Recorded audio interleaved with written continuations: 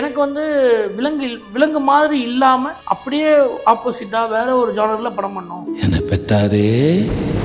இந்த படம் என்னவா நம்ம சொல்ல போகிறோமோ அதே இமோஷனை ட்ரெய்லரில் சொல்லுவோம். ட்ரெய்லர் ஒர்க் ஆச்சுன்னா நமக்கு படம் ஒர்க் ஆகும் அப்படின்னு நம்புவோம். இல்லைன்னா ட்ரெய்லர்லேயே தெரிஞ்சுட்டு நம்ம அடுத்த வேலையை பார்ப்போம் அப்படின்ற ஒரு மைண்ட் செட்டில் தான் மலை போல மாமே. ஷூட் போயிட்டு இருக்கும்போது எங்களுக்கு ஒரு வீடியோ ஒன்று வருது. சும்மா வந்து அண்ணன் படம், அவங்க அண்ணன் தம்பி, எனக்கும் அண்ணனை தெரியும், ரொம்ப நல்லா தெரியும். நம்ம திருச்சி, அவரும் திருச்சி, அண்ணன் ரொம்ப நல்லா தெரியும். பாண்டஸ் ரசிகர்.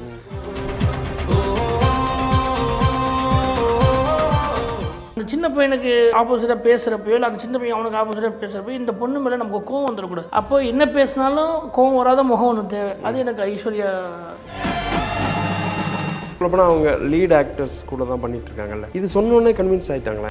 சூரியன் லீட் ஆக்டர் அதனால ஒன்றும் இல்லை, அப்படி ஒரு பிம்பம் ஏதோ இல்லை. அப்படி ஒரு பிம்பமே ரொம்ப தப்பு தான் நினைக்கிறேன் நான்.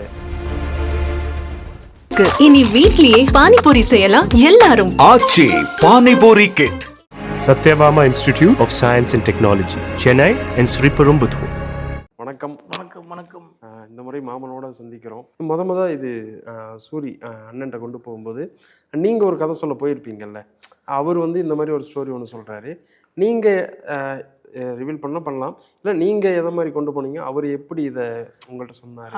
எப்படின்னா, இல்லை குமாரன் ப்ரொடியூசர், இந்த ப்ரொடியூசர் வந்து நானும் சூரியனும் பண்ண நல்லா இருக்கும்னு ஃபீல் பண்ணாரு. அப்புறம் குமாரன் என்கிட்ட கதை கேட்டுருந்தாங்க. நம்ம 2-3 கதை லைன் சொல்லியிருந்தோம். சரி நீங்கள் சூரியன் என்கிட்ட சொல்லுங்கன்னா அப்புறம் சூரியன்ட்ட உட்காந்து பேசுகிறேன். சூரியன் வந்து எனக்கு இப்போ இல்லை, இது நம்மளே பழக்கம். நான் அசிஸ்டன்ட்றதை. ஸோ நம்ம அண்ணங்கிறப்போ ரொம்ப உட்காந்து உரிமையாக டிஸ்கஸ் பண்ணுவோம்ல, அப்படி டிஸ்கஸ் பண்ணப்பட்டது தான். அப்படி டிஸ்கஸ் பண்ண போகிறப்போ இப்போ அண்ணனுக்குன்னு ஒரு ஐடியாஸ் இருக்குது. இப்போ ஒவ்வொரு ஹீரோக்கள் வந்து இப்போ இதுக்கு முன்னாடி ஒரு படம் பண்ணியிருப்பாங்க, இதுக்கப்புறம் ஒரு படம் பண்ணுவாங்க, இப்படி ஒரு படம் பண்ணணும்னு ஆசை இருக்கும். அந்த மாதிரி அண்ணனுக்கு என்ன படம் பண்ணணும்னு ஆசைன்றதை நான் கேட்டேன். அதே மாதிரி அண்ணன் எனக்கு என்ன படம் பண்ணணும்னு ஆசைன்றதையும் கேட்டேன்.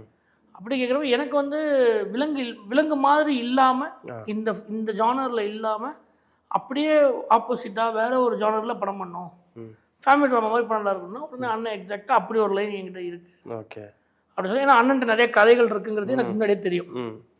அண்ணன் எப்போவுமே வந்து சம்பவங்களுக்குள்ளார வாழ்க்கையில் நடக்கிறதுங்கிற விஷயத்த வச்சு நல்ல கதை சொல்லுவாங்க, ரொம்ப நல்லா சொல்லுவார் கதையும். ஸோ அது எனக்கு நல்லா தெரியுங்கிறப்போ அப்போ ப்ரொடியூசர் என்கிட்ட சொல்லியிருந்தார், இந்த மாதிரி ஒரு லைன் இருக்குது கேளுங்க. சரி ஓகேன்னு அந்த லைனை ஏன்னா அண்ணன் கதையாகவே ஃபுல் கதையாகவே சொன்னார். இப்படி ஆரம்பிச்சு இப்படி போய் இப்படி முடிஞ்சு வரும் அப்படின்னு ஒரு கதையாக ஃபுல் கதை சொன்னார். சொன்னேன், எனக்கு ரொம்ப பிடிச்சிருந்தது. கொஞ்சம் டைம் கேட்டிருந்தேன். ஆனால் கொஞ்சம் நான் இதை ப்ராசஸ் பண்ணிவிட்டு யோசிச்சுட்டு திரும்ப வந்து நான் உங்களுக்கு பேசுகிறேன் அப்படின்னு சொல்லிட்டு அப்புறம் அந்த கதையை நான் வந்து ரிசீவ் பண்ணதை வச்சு நம்மளோட டீமில், நம்ம பசங்கள்கிட்ட, நமக்கு தெரிஞ்சவங்கள்ட்ட, நம்ம ஃபேமிலியில் இதெல்லாம் சொல்லி சொல்லி சொல்லி சொல்லி சொல்லி சொல்லி அவங்களாம் என்ன ரியாக்ட் பண்ணுறாங்கங்கிறத பார்த்து அப்புறம் அது எனக்கும் கன்வின்சிங்காக இருக்கும் பட்சத்தில் நான் போய் அண்ணா இது ரொம்ப நல்லா இருக்குது, என் லைஃப்பில் இப்படி ஒரு சம்பவம் இருக்குது, ஓகே இது பண்ணால் சரியாக இருக்கும்னு எனக்கும் தோணுது. ஸோ விலங்குக்கு அப்புறம் இப்படி ஒரு படம் பண்ணால் நல்லா இருக்கும்னு எனக்கும் தோணுது. உங்களுக்கும் இந்த படம் வந்து இப்படி ஒரு விடுதலைக்கு அப்புறம் இப்படி ஒரு படம் பண்ணால் நல்லா இருக்கும்னு எனக்கு தோணுது. ஓகே அப்படின்னு சொல்லுவோம். அண்ணனும் பயங்கர ஹாப்பி. அப்படி ஆரம்பிக்கப்பட்டது தான் இது. ஓகே. ட்ரெய்லர் பார்த்தேன். ட்ரெய்லர் பார்க்கும்போது எங்களுக்கு ஷாக்கிங் எப்படி இருந்தது அப்படின்னா, ஸ்டார்டிங்கில் வந்து மெதுவான இதோட ஆரம்பிக்கும். பையன் காது கேட்டுருச்சு நான் பேசுகிறேன் அப்படின்னு அதில் ஆரம்பிக்கிற கதை வந்து எப்படி இருக்கும்னா, நல்லா ஜாலியாக போயிட்டே இருக்கும். திடீர்னு வந்து ஹீரோயிசம் அது எல்லாமே இருக்கும். அதை தாண்டி வந்து சடனாக ஒரு மொமெண்ட்டில் வந்து பிரேக் ஆகும். இது வரைக்கும் நடந்தது எல்லாமே ஃபஸ்ட் ஹாஃப், இதுக்கு மேலே செகண்ட் ஹாஃப் அப்படிங்கிற மாதிரி ட்ரெய்லரில் வந்து எங்களுக்கு அது பார்க்கும்போது தெரிஞ்சதில்லை. அந்த உடையிற மொமெண்ட்டு படத்தில் வந்து என்ன மாதிரி இம்பேக்ட் இருக்கும்? இல்லை இந்த ட்ரெய்லர் இல்லை நான் எதுக்கு கேட்குறேன்னா, நிறைய சீரியல் பார்க்குறோம்ல, நீங்கள் சொல்கிற மாதிரி நிறைய சீரியல் நம்ம டெய்லி பார்க்குறோம். ஏன்னா அதை தாண்டி நம்ம ஆடியன்ஸ் வந்து அவர் என்கேஜ் பண்ண வேண்டிய கட்டாயத்தில் இருக்கோம்ல. அதுக்கு கண்டிப்பாக இது ட்ரெய்லரோட ஐடியாவே என்னென்னா, நாங்கள் வந்து வழக்கமான ஒரு ரெகுலரான ஒரு ஃபார்மெட்டில் ட்ரெய்லர் பண்ணக்கூடாது.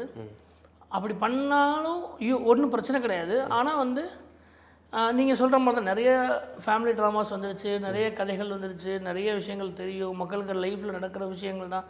இதில் என்ன புதுசாக ஸ்க்ரீனில் சொல்லிட போகிறாங்க, இதில் என்ன எக்ஸைட் ஆக போகுது, இப்படி மாதிரி நிறைய கேள்விகள் இருக்கும். அப்புறம் நிறைய படங்கள் இருக்குது, நிறைய சீரியல்கள் இருக்குது. ஸோ குடும்பத்துக்குள்ளார நடக்கிற கதைகள்லாம் நிறையா காட்டுறாங்க. இதெல்லாம் தாண்டி நம்ம என்ன எக்ஸைட் பண்ண போகிறோம் அப்படின்றது ஆடியன்ஸுக்கு எப்போவுமே தேவைப்படும். அப்போ அது எங்களுக்கும் உங்களுக்கு இருக்கிற பயம் மாதிரி எங்களுக்கு ஒரு பயம் இருக்குது. அப்போ என்ன முடிவு பண்ணோம் நானும் எடிட்டர்னா, இந்த படம் என்னவா நம்ம சொல்ல போகிறோமோ அதே இமோஷனை ட்ரெய்லரில் சொல்லுவோம். ஓகே. ட்ரெய்லர் ஒர்க் ஆச்சுன்னா நமக்கு படம் ஒர்க் ஆகும் அப்படின்னு நம்புவோம். ஓகே. இல்லைன்னா ட்ரெய்லர்லேயே தெரிஞ்சுட்டு நம்ம அடுத்த வேலையை பார்ப்போம் அப்படின்ற ஒரு மைண்ட் செட்டில் தான் பண்ணோம். அது எடிட்டரோட ஐடியா தான் ட்ரெய்லர் முழுக்க. அது அவர் அந்த ட்ரெய்லர் நீங்கள் நல்லா இருக்குன்னு சொன்னீங்கன்னா அது கண்டிப்பாக அந்த எடிட்டருக்கு தான் அந்த கிரெடிட் போய் சேரும். ஓகே. அடுத்ததாக எங்களுக்கு சூரியனை தாண்டி வந்து ஹீரோயின் ஐஸ்வர்யலட்சுமி, அவங்களோட ஹீரோ அண்ட் ஹீரோயின் 2 பேரோட கெமிஸ்ட்ரி எப்படி ஒர்க் ஆயிருக்கு? ஏன்னா எங்களுக்கு ட்ரெய்லர்லேயே அதுவே கன்வின்சிங்காக இருந்துச்சு, ஆனால் சர்ப்ரைஸாக இருந்துச்சு, கன்வின்சிங்காக இருக்குது. அது எப்படி இருக்குது, எப்படி வந்திருக்கு? நாங்கள் எப்படி ரொம்ப நல்லா வந்திருக்கு. அவங்க ரொம்ப சென்சிபிளான பொண்ணு. எனக்கு வந்து இந்த கதையில் வந்து இந்த 3 பேருடைய சுற்றி நடக்கிற கதை தான். அந்த மாமா, அந்த சின்ன பையன் மாப்பிள்ளை, ஹீரோயின், ஓகே, அத்தை. ஸோ அவங்க அத்தை, இவங்க 3 பேருக்கு நடக்கிற கதை தான். அப்போது அந்த சின்ன பையனுக்கு எதாவது ஆப்போசிட்டாக பேசுகிறப்போ, இல்லை அந்த சின்ன பையன் அவனுக்கு ஆப்போசிட்டாக பேசுகிறப்போ இந்த பொண்ணு மேலே நமக்கு கோவம் வந்துடக்கூடாது. Okay okay. கோவம் வந்துச்சுன்னா அவங்க வில்லன் ஆயிடுவாங்க. அப்போது என்ன பேசினாலும் கோவம் வராத முகம் ஒன்று தேவை. அது எனக்கு ஐஸ்வர்யா முகமாக இருந்தது. அந்த முகத்திலே வந்து ஒரு சாஃப்ட்னஸ் இருக்கும். அப்போது அவங்கக்கிட்ட அப்ரோச் பண்ணணும். அவங்களுமே அதை ரிசீவ் பண்ணி கதை கேட்குறேன் அப்படின்னு கேட்டாங்க. ஓகே. கதை கேட்ட உடனே அவங்க உடனே ஓகே சொல்லிட்டாங்க. ஓகே. ஸோ ஜூம் காலில் தான் கதை சொன்னேன். ஓகே. கதை சொன்னேன், அவங்களுக்கு அந்த கதை ரொம்ப பிடிச்சி ஓகே, ரொம்ப பயங்கரமாக அவங்க எக்ஸைட் ஆகி, ஓகே, ஃபஸ்ட்டு கதை கேட்குறப்ப எப்படி எக்ஸைட் ஆகியிருந்தாங்களோ படம் முடிஞ்சு அவங்க லாஸ்ட் நாள் ஷூட் வரைக்கும் அதே எக்ஸைட்மெண்ட்டோட ஓகே பிலீவ் பண்ணி, அவங்களுக்கே தெரியும் இந்த சம்டைம்ஸ் இவங்க என்ன எடுக்கிறாங்க ஏன்னா நம்ம போகிற வேகத்தில் நம்ம ஷூட் ரொம்ப ஷார்ட் டைமில் பண்ணோம். ஷார்ட் டைம் மீன்ஸ் இதோட ஷூட் வந்து December 16 ஆரம்பித்தோம். படம் வந்து May 16 ரிலீஸ். கருடன் முடிச்சோன்னா அடுத்தடுத்து முடிச்சு இப்போது December 16 ஆரம்பித்த படம் May 16 முடிச்சா இடையில ஒரு 4 months தான் இருக்குது. ஓகே. 4 monthsல இவ்வளோ பெரிய படங்கிறது வந்து இது வந்து பெரிய வேலை தான். எனக்குமே இது பெரிய எக்ஸ்பீரியன்ஸு, எல்லாருக்குமே ஒரு பெரிய எக்ஸ்பீரியன்ஸ். அது ப்ரொடியூசர் தான் அதுக்கான முழு இதுவுமே அவர் தான். அவர் என்ன கேட்டாலும் கிடைக்கும் ஒன்று. இன்னொன்று அவரும் கரெக்டாக இதை டிசைன் பண்ணி இதை இப்படி ரிலீஸ் பண்ணால் தான் கரெக்டாக இருக்குங்கிற அவரோட ஐடியாலஜி எல்லாமே ரொம்ப பர்ஃபெக்டாக இருந்தது. அதுக்காக வேலை செஞ்சோம். அது எல்லா ஆர்டிஸ்ட்டுமே புரிஞ்சுக்கிட்டு அவங்களும் பயங்கரமாக சப்போர்ட் பண்ணும். Day and night shoot, okay, night 2 மணி வரைக்கும் ஷூட்டு, திரும்ப அமைச்சிட்டு. ஏன்னா எத்தனை ஆர்டிஸ்ட்டு, ஸோ எல்லாரையும் கூட்டு வந்து சும்மா உட்கார வச்சுருக்கணும். ஓகே. அவங்களும் அதை புரிஞ்சுக்கிறாங்க. ஒவ்வொரு லொக்கேஷன் வந்து நம்ம மாறி போய் எல்லாருக்கும் ஸ்பேஸ் கொடுக்க முடியாது. மாறி போய் எடுக்கணும்னா டைம் ஆகும். அப்போ கொஞ்சம் உட்காந்து தான் ஆகணும். காலையில் கூப்பிட்டு அஜேபி சார்னா ஈவினிங் தான் கூப்பிடுவேன். கண்டிப்பாக. ஆனால் அவர் புரிஞ்சுக்கிட்டார். ஏன்னா இதுக்கு முன்னாடி ஒர்க் பண்ணியிருக்கோம் ஒன்று, இன்னொன்று அந்த கதையை அவர் புரிஞ்சுக்கிறாங்க. ஓகே, இதுக்கு இவ்வளோ டைம் ஆகும், இது இப்படி எடுத்துக்குவாங்க. ஆமாம், என்ன பண்ணுறது, எவ்வளோ பேர் இருக்காங்கல்ல, என்ன செய்யுது. ஸோ அது எல்லாத்தையும் அவங்க புரிஞ்சுக்கிட்டு பண்ணுறப்போ அதே மாதிரி ஐஸ்வர்யா வந்து பயங்கரமாக அதை ரிசீவ் பண்ணி புரிஞ்சுக்கிட்டு அந்த கதைக்கு என்ன நியாயமோ அதை கரெக்டாக பண்ணி கொடுத்தாங்க. அது ரொம்ப நல்லாவும் வந்திருக்கு. எனக்கு நான் இது எங்கே கேட்கணும்னு நினைக்கிறேன்னா, இதுக்கு முன்னாடி வந்து தமிழில் கட்டா குஸ்தி வந்து கண்டென்ட் ரீதியாகவும் சரி வசூலாகவும் சரி நல்ல பேர் இருக்குது அவங்களுக்கு. இன்னொன்று சொல்லப்போனால் அவங்க லீட் ஆக்டர்ஸ் கூட தான் பண்ணிகிட்ருக்காங்கல்ல. இது சொன்னோன்னே கன்வின்ஸ் ஆகிட்டாங்களா? ஏன்னா ஓகே, எனக்கு அதை தான் முக்கியம், நான் அதை பண்ண தயாரா அப்படின்னு சொல்லி இறங்கிட்டாங்களா? சூரியனும் லீட் ஆக்டர் அதனால ஒன்றும் அவங்களுக்கு இல்லை. அது ஏன்னா நிறைய பேர் அதை யோசிப்பாங்கல்ல, அதுக்காக அப்படிலாம் இல்லை ப்ரோ. அப்படிலாம் அது ஒரு ஆக்சுவலாக நீங்கள் முன்னாடி அப்படி ஒரு பிம்பம் எதுவும் இல்லை. அப்படி ஒரு பிம்பமே ரொம்ப தப்பு தான் நினைக்கிறேன் நான். அப்படின்னா யாருமே இல்லை, எந்த ஹீரோயின்ஸுமே இல்லை, எந்த ஹீரோக்களுமே இல்லை. கதை என்ன, ஹீரோ யார், அதோட ப்ராஜெக்டோட வேல்யூவை தான் பார்க்குறேன். இப்போ நீங்கள் அவர் காமெடியனாகவே இன்னும் யாரும் பார்க்கல. அவர் ஹீரோவாக பிரேக் பண்ணி 4 படம் வந்துட்டார். இல்லை, நான் அவருன்னு மட்டும் சொல்லலை, எல்லா காமெடியனும் சரி. இந்த கதைக்கு இவங்க நியாயமாக அவங்க ஹீரோ இருப்பாங்க. இப்போ எல்லாருமே ரொம்ப ஓப்பனாக, மேபி தெரியல எனக்கு, நான் மேபி நீங்கள் சொல்கிறது ரைட்டாக ராங்கன்னு தெரியல, நான் சொல்கிறது ரைட்டாக. எனக்கு அந்த மாதிரி எந்த எக்ஸ்பீரியன்ஸுமே இல்லை. நான் கேட்ட ஹீரோயின் அவங்க கேட்ட உடனே அவங்களும் கதை ஓகேட்டாங்க. அதெல்லாம் எனக்கு ஒரு அப்படி தெரியல. எனக்கு தெரிஞ்ச எந்த ஹீரோயின்ஸுமே அப்படி என்ன அப்ரோச்லேயுமே, எந்த ஹீரோவுமே அப்படி ஒன்று அப்ரோச்லையுமே கிடையாது. எல்லாருமே வந்து இதை கரெக்டாக புரிஞ்சுக்கிட்டு ரொம்ப வந்து சரியாகவுமே அதை ரொம்ப சரியாக பண்ணிடுறாங்க. ஓகே. ஐயோ இவர் காமெடி ஆக்டரோ இவர் அப்படிங்கிறதெல்லாம் எனக்கு தெரிஞ்சு இல்லைன்னு தான் நினைக்கிறேன். ஓகே. அடுத்து வந்து அந்த ஸ்டேஜில் சொன்னது எல்லாருமே வந்து 3ஆவது ஒருத்தர் சொன்னாங்க சார், சுவாசிகா மேம். நான் அதுக்கு லவர் பந்து பெரிய ஹிட்டு, அதுக்கப்புறம் இந்த படம் அவங்களுக்கு இன்னும் அடுத்த கட்டத்தை கொண்டு போகும் அப்படிங்கிறதெல்லாம் வந்து சொன்னாங்க.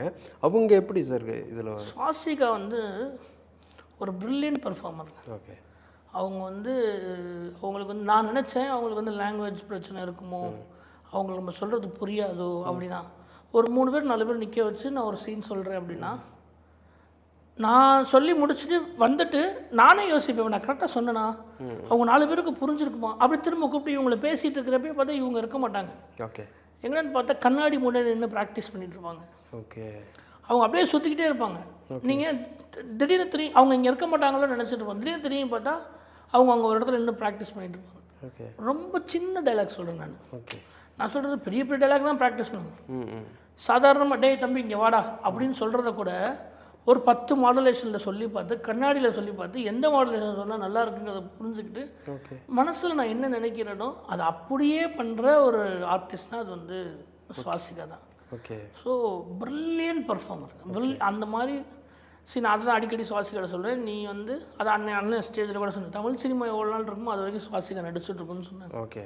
உண்மையாலுமே அந்த பொண்ணு வந்து ஒரு பிரில்லியன்ட் பர்ஃபார்மர். அவங்க வந்து என்ன கேரக்டர் கொடுத்தாலும் அந்த கேரக்டர் வேறு மாதிரி அவங்க வந்து பண்ணுற ஒரு ஆள்.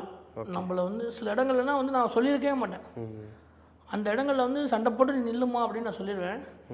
அந்த நிற்காமல் அதுக்கப்புறம் அந்த பொண்ணு ஒரு வேலை செய்யும். அது கன்வின்சிங்காக இருக்கும். ஓகே. ஸோ அது வந்து செய்யணும்னு செய்யாது. அந்த இமோஷனை கரெக்டாக புரிஞ்சுக்கிட்டு ஓகே அதுக்கு முன்னாடி நான் இப்படி செஞ்சுக்குவானு அந்த பொண்ணு கேட்குறது. ஏன்னா அதுக்கு அப்படி ஐடியாவே கிடையாது. பட் நடிச்சிட்டு இருக்கிறப்போ அந்த கேரக்டர் அது மாறுறதுனால அது அந்த பொண்ணு செய்கிறப்போ ஆடியன்ஸும் கன்வின்சிங்காக இருக்கும், நமக்கும் கன்வின்சிங்காக இருக்கும். ஓகே. அடுத்ததாக ராஜ்கிரண் சார்கிட்ட வரணும் சார். ஏன்னா இதுக்கு முன்னாடி வந்து டக்குன்னு காலை தூக்கி நெஞ்சில் வச்சு உதப்பார், அது பார்த்தா சண்டை கூலி அந்த மாதிரி வரும். இன்னொரு இது பக்கம் தாத்தா கேரக்டர்னால் ரஜினி முருகன் ஞாபகம் வரும்.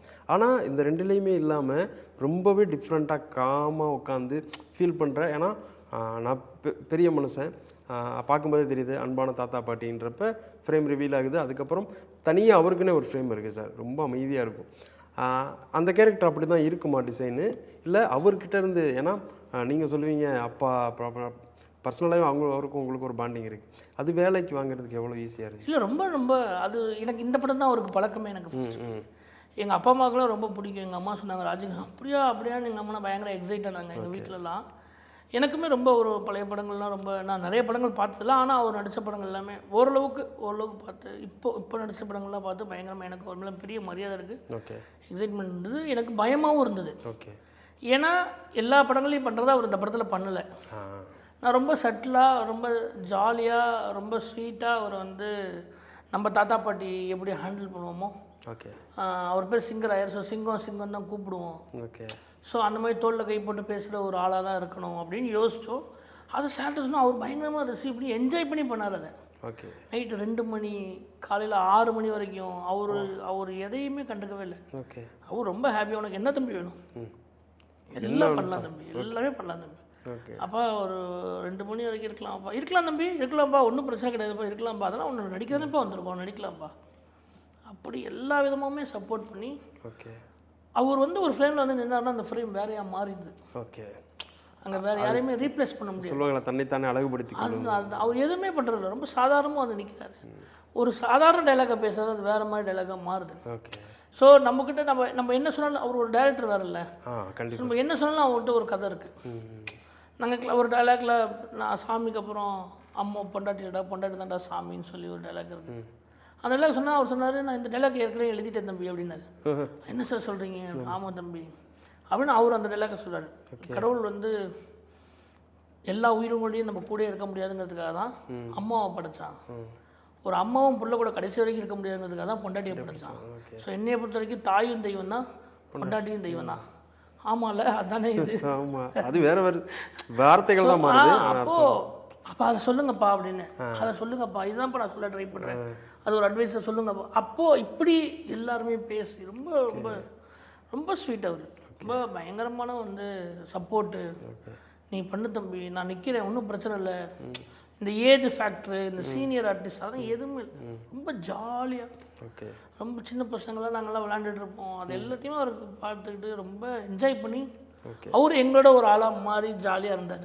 ஓகே. அடுத்ததா மாப்பிள்ளை, உங்கள் சுட்டி பையன், அவர் எப்படி நான் கொண்டு வந்தீங்க? அவர் என்னென்னா இந்த கதையை சொல்கிறப்போ என்ன சொல்கிறீங்க, ஒரு 6 வயசு பையனால இவ்வளோ பிரச்சனையா அப்படின்னு நம்ம ஒரு கேள்வி கேட்போம். இந்த கதையை சொன்னோன்னே ஆனால் அந்த கேள்வியே நான் கேட்கல அப்படின்னா எனக்கு கரெக்டாக 6 வயசில் ஒரு பையன் இருக்கான். அவன் என்னெல்லாம் அவன் என்னை என்னெல்லாம் பண்ணுறான், என்னெல்லாம் டார்ச்சர் பண்ணுறான்றது எனக்கு தெரியும். ஓகே அதனால தான் எனக்கு இந்த கதை ரொம்ப பிடிச்சிருந்தது. ஓகே ஸோ இது ஏன் என்னால் எனக்கு இப்போ எனக்கு மேபி எனக்கு இவன் 2 வயசு இருந்திருந்தா எனக்கு இந்த கதை புரிஞ்சுருந்துருக்காது. அவர் என்ன சொன்னாரோ அதை இவன் செய்வான். அப்போ இவர் சொல்கிறது சரிதான், இந்த கதை கரெக்டு தான் அப்படின்னு நான் நினச்சது காரணம் இவன் என்ன செய்யணும். ஓகே அப்போ அவர் சொல்ல சொல்ல சொல்ல சொல்ல இவன் செஞ்சது தான் எனக்கு ஞாபகம் வருது. ஓகே அப்போ இந்த கதையை ஸ்க்ரீன் ப்ளே எழுதுகிறப்பயுமே இவன் என்ன செய்கிறானோ அதை நான் எழுதணும்னு நினைக்கிறேன். ஓகே அப்போ இது எல்லாத்துலேயுமே இப்போ நம்ம ஒரு கதை எழுதுகிறப்போ இப்போ எங்கள் அக்காவை மைண்டில் வச்சு எழுதுறோம். இதுதான் அப்போது இந்த பையனை எழுதுகிறப்போ இந்த கேரக்டர் எழுதுகிறப்போ இவனை வச்சு எழுதுறேன். ஓகே அப்போ அதை உடனே போய் நான் போய் என் பையனை நடிக்க வைக்கிறேன்னு சொல்ல முடியாது. ஏன்னா இவனுக்கு ஃபஸ்ட்டு நடிக்க தெரியுமான்னு தெரியணும். ஓகே இவன் நாளைக்கு ஏன் பையங்கிறதுக்காக நான் அவனை கூப்பிட்டு போய் கேமரா நிற்க வச்சுட்டு அவன் நடிக்கலைன்னா பல கோடி இன்வெஸ்ட்மெண்ட் இது. பல பேர் பல ஆர்டிஸ்ட் வெறும் அந்த பையன் சூரியன் நான் மட்டும் கூட அண்ணே கொஞ்சம் அட்ஜஸ்ட் பண்ணிக்கணும். ஆனால் இப்படி கிடையாது, சுற்றி 500-600 பேர் நின்றுருக்கான். அங்கே இவன் நடிக்கணும். அப்போ நான் என்ன பண்ணேன்னா கேஸ்டிங் தேடுங்க, பையனை தேடுங்க. எனக்கு ஒன்று தான் எப்பவுமே எனக்கு பெரிய பெலியபிலிட்டி என்னென்னா முக்கியமான கதாபாத்திரங்கள் எப்பயுமே தெரிஞ்ச முகமாக இருக்கக்கூடாது, ரொம்ப தெரிஞ்ச முகமாக இருக்கக்கூடாது. இவன் இதை செய்வான் அப்படின்னு இருக்கக்கூடாது, இவனுக்கு இம்பார்ட்டன்ஸ் இருக்குன்னு தெரியக்கூடாது. ஸோ அது அந்த இடத்துக்கு பின்னாடி வரும். ஸோ அதனால் எனக்கு புது முகத்தை வச்சு பண்ணணுங்கிறது ரொம்ப ஆசை. அப்போ நாங்கள் நிறைய பசங்களை தேட ஆரம்பித்தோம். அண்ணனும் அமைச்சார், நாங்களும் நிறைய தேடணும். முகம் தேவை, அவனை நடிக்க வச்சுருன்னு எனக்கு கான்ஃபிடென்ட் இருக்கு. முகம் தேவை. அப்படி நிறைய தேடிகிட்டே இருக்கிறப்போ இவனை ஒரு பக்கத்து ரெடி பண்ணிட்டே இருந்தேன். ஓகே இவன் வருவானா நம்பவும் ரொம்ப அட்வான்டேஜ் எடுத்துக்குவானா, இல்லை நம்ம சொல்கிறத கேட்பானா, இவன் நடிப்பு வருதா, நம்ம சொல்கிற எல்லாருக்கும் மெமரியில் வச்சுக்கிறானா. ஏன்னா 2 இருக்குது. ஒன்று டைரக்டர் அவர் பையனுக்காக படம் எடுத்து நம்மளை போட்டு டார்ச்சர் பண்ணுறாரு அப்படின்னு யாரும் சொல்லிடக்கூடாது. அவன் தானேங்கிறதுக்காக நான் ரொம்ப அட்வான்டேஜ் நானும் எடுத்துக்கக்கூடாது. ஆமாம். ஸோ யாராலையுமே எதுவுமே சொல்ல முடியாத இடத்துல எல்லாத்தையும் தர்மசங்கடத்துக்கும் நான் ஆளாக்கக்கூடாது. கண்டிப்பாக அவன் வந்தானா அவன் வேலையை பார்த்துட்டு கரெக்டாக நடிச்சுட்டு போயிடணும். மற்ற குழந்தைய கூட நான் திட்ட முடியாது, ஆனால் என் குழந்தை நான் திட்டலாங்கிற கான்ஃபிடென்ட், அடிக்கலாங்கிற கான்ஃபிடென்ட். அவன் அழுக மாட்டான் அப்படின்னா கிளிசரிங் 2 பேர் கை காலை பிடிச்சிக்கிட்டு கிளிசரிங் போட்டுட்ருக்கோம். ஓகே, யாருக்கும் தெரியாமல் பவபாஸ்கர் கிளிசரிங் கொடுத்துட்டு போகிறப்ப கண்ணில் இப்படி தடவி விட்டுனா போயிருக்கும். அவன் அழுவான் இல்லை, அப்போ கேமரா வேகமாக ஓடி வச்சு எடுத்துருக்கோம். ஓகேவா? ஸோ அப்படி ஒவ்வொன்றா அவனுக்கு நிறைய இப்போ கேமராமேன் அவனுக்கு ரொம்ப க்ளோஸ் ஃப்ரெண்டு மாதிரி. ஓகே, அவன் பேசுவான், அவன் 2 பேரும் பயங்கரமாக பேசுவாங்க. ட்ராலியில் உட்காந்து வேறு ஷூட்டிங் விலங்கு ஷூட்டிங்னா ட்ராலியில் உட்காந்துக்குவான். உட்காந்துட்டு இவன் ரெக்கார்ட் பண்ணுவான், இவன் ரோலிங் சொல்லுவான். ஸோ அவனுக்கும் ஒரு நல்ல ரிலேஷன்ஷிப். ஸோ நம்ம டெக்னீஷியன்ஸாக நமக்கு எல்லாத்துக்கும் பிரச்சனை. லைட் மேன்ஸ் எல்லாருக்கும் தெரியும், அவனுக்கு எல்லாரும் பழக்கம். அதனால் அவனுக்கு இது புதுசு கிடையாது. ஓகே, அந்த மாதிரி சில அட்வான்டேஜ் இருக்கிறப்போ அவன் நடிக்கிறான்னு பார்த்து கேமரா வச்சு ஆஃபீஸில் வச்சு நிறைய ஷூட் பண்ணி பார்த்து அவனை ரெடி பண்ணிட்டு தான் உள்ளே கொண்டு வந்தேன். ஓகே, அதுக்கு எனக்கு ஒரு டைம் தேவைப்படுச்சு. அந்த டைமுக்கு தேடினதுக்கு ஒரு 2-3 பசங்களை செலக்ட் பண்ணியிருந்தோம். அப்பயும் ஒரு பேக்கப் வச்சுருந்தேன் 2 பேரை. இவன் சரியாக நடிக்கல அப்படின்னா எப்பயா இருந்தாலுமே ஒரு நாள் இவனை மாற்றிடலாம் அப்படின்னு வச்சுருந்தேன். பட் அவன் நடித்ததுக்கப்புறம் எல்லாருக்கும் அவனை பிடிச்சிருச்சு. ஹீரோக்கு ரொம்ப பிடிச்சிச்சு, ஹீரோனுக்கு ரொம்ப பிடிச்சிச்சு, ப்ரொடியூசருக்கு ரொம்ப பிடிச்சிச்சு, எல்லாருக்கும் பிடிக்கவும் ஓகே ஃபைன் அப்படின்ட்டு நம்ம. ஓகேண்ணே. இதில் அடுத்து இன்னும் பார்த்தோம்னா இடையில ட்ரெயிலரில் ஃபைட் சீன்லாம் வரும். அது நான் இது கேட்குறது சரியானு கூட தெரியல. அந்த கதைக்கு அந்த ஆக்ஷன் கண்டிப்பாக, ஏன்னா ஒரு கமர்ஷியல் படத்துக்கு ஓகே ஒரு ஆக்ஷன் தேவை. Okay okay okay. உங்கள் லைஃப்பில் ஒரு சண்டை நடந்துருக்கும். இத்தனை வருஷம் லைஃப்பில் நீங்கள் சண்டையை பார்க்காமையோ சண்டையை கடக்காமையோ எங்கே போயிருக்க போகிறீங்க? இருக்க முடியாது. அது லைஃப்பில் ஒரு பார்ட் தான். அது சினிமாவை கொஞ்சம் கமர்ஷியலைஸ் பண்ணிடலாம், அவ்வளோதானே தவிர எல்லா லைஃப்லையும் நடக்கிறது தான். ஒரு சாதாரணமான விஷயம் தான் அது. ஓகே. இப்போ மாமன் இயக்குனரை தாண்டி இயக்குனர் பிரசாந்த் பாண்டியராஜ் அப்படின்னாலே எங்களுக்கு முதல் படம், அதை தாண்டி விலங்கு வெப்சீரிஸ் ரிலீஸ் ஆகும்போது சத்தியமாக எதிர்பார்க்கவே இல்லை. ட்ரெய்லர் ரிலீஸ் ஆகும்போது ஒரு எதிர்பார்ப்பு வந்துருச்சு, வேறு மாதிரி இருக்க போகுது அப்படின்னு. ஆனால் நம்ம இதுக்கப்புறம் விலங்குக்கு அப்புறம் எடுக்கப்படுற எல்லா வெப்சீரிஸுகளுக்கும் ஒரு பெஞ்ச்மார்க் விலங்கு அப்படின்னு இருக்குல்ல, இதை நீங்கள் ரைட்டிங் உங்களுக்கு அது எவ்வளோ சவாலாக இருந்தது? ஏன்னா அதை பற்றி ஒரு சில வார்த்தைகள் பேச. கண்டிப்பாக கதை தான் டிசைட் பண்ணோம் நம்புகிறேன். கதை தான் ஒரு வெப்சீரிஸாக ஒரு படமாக ஆக்குமாங்கிறத டிசைட் பண்ணுங்கிறத நம்புகிறேன். அந்த கதையை அவ்வளோ பெருசாக எழுதிட்டேன், அதனால் அந்த வெப்சீரிஸை எடுத்தோம். ஓகே. படமாக எடுக்க முடியாத சூழ்நிலை அப்போ இருந்தது, நமக்கும் பெரிய வாய்ப்புகள் இல்லை. அப்போ கிடச்ச வாய்ப்பு வெப்சீரிஸ் தான். அப்போ அந்த வாய்ப்பை சரியாக பயன்படுத்திக்கணும்னு நினச்சோம், டீமாக சேர்ந்து உழைச்சோம்.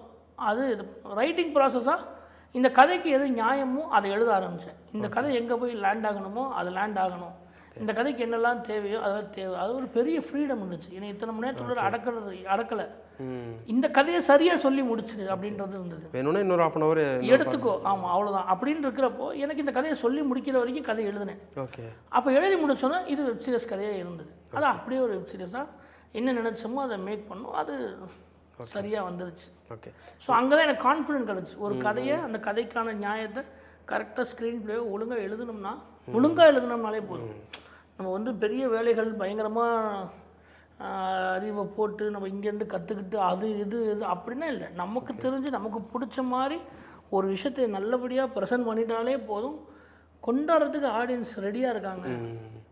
நீங்கள் நான் ரொம்ப போய் அனலைஸ் பண்ணி மக்களுக்கு இது பிடிக்குமோ அது பிடிக்குமோ அது தேவையில்லை. மக்கள் நம்ம நினைக்கிறத விட 100 மடங்கு 1000 மடங்கு பிரில்லியன்ட். ஓகே. அவங்க நீங்கள் எப்படி கதை சொன்னாலும் அவங்க ரிசீவ் பண்ணிக்குவாங்க. அவங்களுக்கு புரிஞ்சிடும். அவங்களுக்கு நீங்கள் எளிமையாக சொல்லணும். நீங்கள் வந்து அவங்கள வந்து குறைச்சி மதிப்பிட தேவையே கிடையாது. ஸோ வெப் சீரிஸ் போய் ஆடியன்ஸுக்கு பிடிக்குமா புரியுமா 4 மணி நேரம் உட்காந்து பார்ப்பாங்களா அப்படிங்கிறது எதுவுமே தேவை. ஆடியன்ஸ் நீங்கள் நல்ல கதையை என்கேஜிங்காக சொன்னீங்கன்னா அவங்க நம்மளை விட ரொம்ப அழகாக ரிசீவ் பண்ணி அதுக்கான மரியாதையும் அதுக்கான சப்போர்ட்டையுமே எப்பயுமே தருவாங்கங்கிறதுக்கு விலங்கு விட ஒரு முன்னுதாரணம் வேறு எதுவுமே இல்லை. ரொம்ப பயங்கரமாக என்னை ரிசீவ் பண்ணிட்டாங்க. Press, media, meme creators, YouTubers இவங்க தான் வந்து அதை கொண்டு போய் மக்கள்கிட்ட சேர்த்துட்டு மக்கள் தான் அதை செலிப்ரேட் பண்ணி எனக்கு இப்படி ஒரு லைஃப் கொடுத்ததே அதுதான். ஸோ அதனால் அதில் எனக்கு பெரிய பிலீவ் இருக்குது. ஓகே. உங்களோட குருநாதர், ஏன்னா இதுக்கு முன்னாடி நாங்கள் கடைக்குட்டி சிங்கம் பார்த்துருக்கோம். அதுவும் கிட்டத்தட்ட இதே ஃபேமிலி ட்ராமா, அக்கா தம்பி பாசம், இது எல்லாமே இருக்கும்ல. அவர்கிட்ட இருந்து நான் இதை எடுத்துக்கிட்டேன் அப்படின்னா, இதை நான் கற்றுக்கிட்டேன் அப்படின்னா அது என்னவாக இருக்கும்? இல்லை அவர்கிட்ட அவர் வம்சம்ல ஆரம்பிச்சு பசங்களை ஆரம்பிச்சு ஃபேமிலி அவர்கிட்ட இருந்து நான் சினிமாவே கற்றுக்கிட்டேன். அதில் எந்த மாற்றம் இல்லை. நான் ஷார்ட் ஃபிலிம் மேக்கர், அதில் எனக்கு அவர் ஜட்ஜாக வந்தார். அதில் தான் நான் அசிஸ்டண்டாக சேர்ந்தேன். அந்த 2 வருஷத்துல நான் சினிமா எடுக்க கற்றுக்கிட்டேன். ஓகே. ஒரு சீன் எப்படி எடுக்கிறாங்க, என்ன பண்ணுறாங்க, யூனிட்டில் எவ்வளோ பேர் வேலை பார்க்குறாங்க, என்ன யூனிட் இருக்குது, என்ன கிராஃப்ட் இருக்குது, என்னென்ன வேலை செய்யணும், எல்லாமே நான் அவர்கிட்ட தான் கற்றுக்கிட்டேன். ஓகே.